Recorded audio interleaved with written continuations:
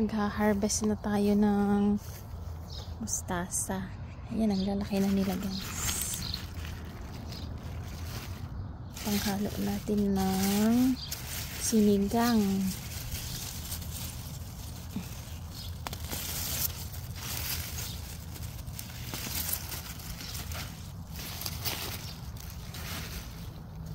Ayan, ang lalaki na nila.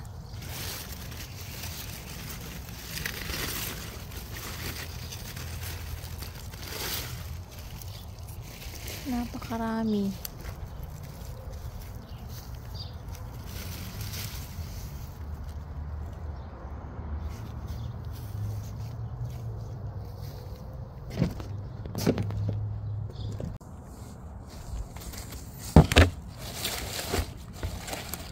Ilang days lang nang naulanan, ang lalaki na nila.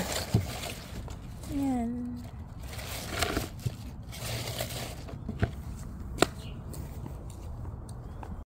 Ayan na nga guys, tapos na yung ating sinigang. Ready to serve na. Kain na tayo. Thanks for watching po. God bless you all.